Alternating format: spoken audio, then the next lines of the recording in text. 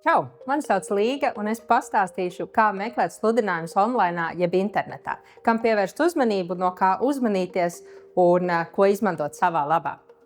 Tātad, kad tu meklē sludinājumu, vispirms uzmanies un pieskati, kādā portālā tu meklē šo sludinājumu. Nemeklē sludinājumus Facebookā, TikTokā vai Telegramā. Tie nav droši sludinājumi, tu nezini, kam tu atsauksies, un tu nezini, kāds būs rezultāts piesakoties šajās platformās.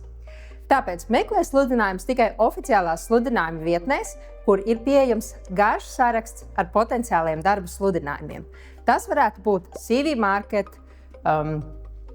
NVA nodarbinātības mājaslapa vai citi portāli, kurus tu atradīsi, pat tad, ja tu ierakstīsi Google meklētājā sludinājumu jeb vakances.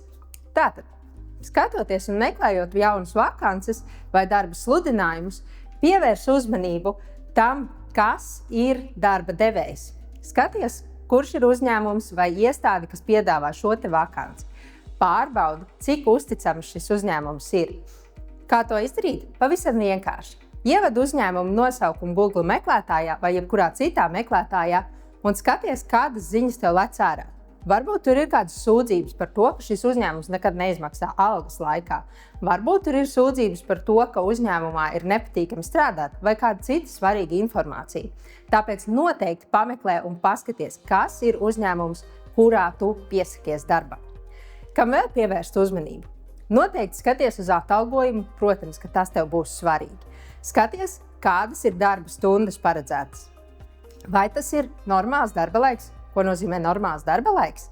Tas nozīmē, ka tev nebūs maiņu darba laiks, tev būs noteikts 8 stundu darba laiks. Tas nozīmē, ka tu nestrādāsi 12 stundas dienā, jo var būt arī darba sludinājumi, kuri paredz maiņu darba laiku, piemēram, naktsmaiņas no 6 vakarā līdz 6 rītā vai kādu savādāku laiku. Tāpēc tam noteikti pievērš uzmanību un domā, vai tev šis laiks būs derīgs un piemērots tavam dzīvesveidam, vai tu varēsi laikus nokļūt darbā, ja tevi šajā vakancē paņems. Par ko vēl domāt piesakoties darbā un meklējot sludinājumus? Noteikti pievērš uzmanību valodai, kāda ir izmantota sludinājumā. Vai tur ir minēts, ka jābūt stresa noturīgam? Ko nozīmē stresa noturīgs? Tas nozīmē, ka visticamāk darbā būs ļoti daudz par ko stresot un uztraukties. Vai tu esi gatavs šādā darbā strādāt? Padomā par to. Uz ko vēl skatīties sludinājumā? Noteikti pievērš uzmanību tam, kādas ir prasības. Ko darba devējs vēlas ieraudzīt tevī kā darbiniekā? Padomā, vai šis sludinājums un piedāvājums atbilst tev pašam? Vai tu vari to nodrošināt? Ieskaties, kādus bonusus darba devējs piedāvā. Iespējams, ka tiek nodrošināts transports no darba vietas un uz darba vietu. Tas var būt ļoti noderīgi, ja tev nav pieejams publiskais transports vai savs automobīls. Skaties, varbūt tiek piedāvāta ēdināšana darbā, kas arī ir ļoti liederīgi un ir kā kompensācija varbūt ne tik lielai algai, bet tā dod tev papildus bonusus, jo var izvēlēties ēst darba vietā un ietaupīt. No kā vēl uzmanīties darba sludinājumos? Noteikti esi ļoti piesardzīgs, ja tu meklē darbu ārzemēs, jo darbs ārzemēs vienmēr saistās ar lielu risku. Ja tev tiek piedāvāts darbs ārzemēs, skaties, vai tur ir pieejams naktsmītnes, vai tev būs kur dzīvot, vai ir skaidri nosacījumi par to, kādā kārtībā izmaksās atalgojumu.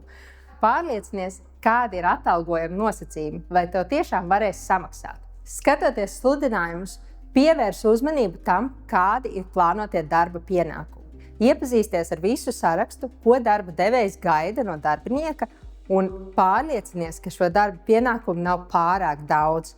Jo gadījumā, kad uzskaitījums ir ļoti, ļoti garš un no viena cilvēka tiek sagaidīts ļoti daudz, visticamāk, ka tā nebūs darba vieta, kurā tu gribēsi ilgi uzturēties. No kā vēl uzmanīties sludinājumos? Noteikti pievērš uzmanību, vai vispār ir pieminēts atalgojums un vai tas ir norādīts pilnā apmērā. Var gadīties, ka atalgojums nav pieminēts vai ir tikai stundas likme, bet nav pateikts, cik stundas tev būs jāstrādā. Līdz ar to, lai par to pārliecinātos, Iesaku tev sazināties ar potenciālo darba devēju un pārjautāt viņam visus šos jautājumus pirms tu dodies uz interviju un pirms iesūti savu CV un piesakies šim amatam. Varbūt sludinājumi, kuros pieminēts ļoti garš saraksts ar bonusiem, vai tieši otrādi teksts daudz bonusu nākotnē. No tā arī uzmanies. Tas nozīmē, ka sludinājumu ievietotājs visticamāk negrasās maksāt adekvātu un atbilstošu naudu, bet grib piesaistīt darbiniekus tieši ar bonusiem, kas nevienmēr ir pats labākais veids, jo visticamāk tu par darbu gribi saņemt atalgojumu, nevis bonusus. Kad esi atradis savu ideālo sludinājumu, kā tam pieteikties? Pievērš uzmanību. Sludinājumā noteikti būs minēta kontaktinformācija. Visticamāk, tur būs telefona numurs, uz kuru zvanīt un kā sazināties ar darba devēju, un e-pasts, uz kuru jānosūta pieteikums. Ļoti svarīgi, kad sūti pieteikumu, noteikti e-pasta sākumā norādi, uz kādu vakanci tu piesakies. Tādā veidā darba devējiem būs vieglāk atrast tevi e-pasta jūklī. Izvēloties vakanci, skaties, vai tur nav nepieciešama motivācijas vēstule. Ļoti bieži uzņēmumi prasa ne tikai CV, bet arī motivācijas vēstuli. Kas ir motivācijas vēstule? Pavisam vienkārši. Tā ir tava ziņa potenciālajiem darba devējiem, kāpēc tieši tu esi piemērots šim amatam. Visticamāk, ka tev būs jāapraksta, kas tev patīk šajā vakancē, kas tev interesē, kāpēc tu to vēlētos darīt un kas ir tavas stiprās puses un kāpēc tieši tu esi piemērots šim darbam. Atļaujies sev paslavēt, tas nav slikti. Meklējot sludinājumus, noteikti pārliecinies, vai šī vakance tiešām būs piemērota tev un vai tu būsi piemērots šai vakancei. Iepazīsties ar visiem paredzētajiem darbiem, kas tev kā potenciālajam darbiniekam būtu jāveic, un ar visām prasībām, kādas tiek izvirsītas.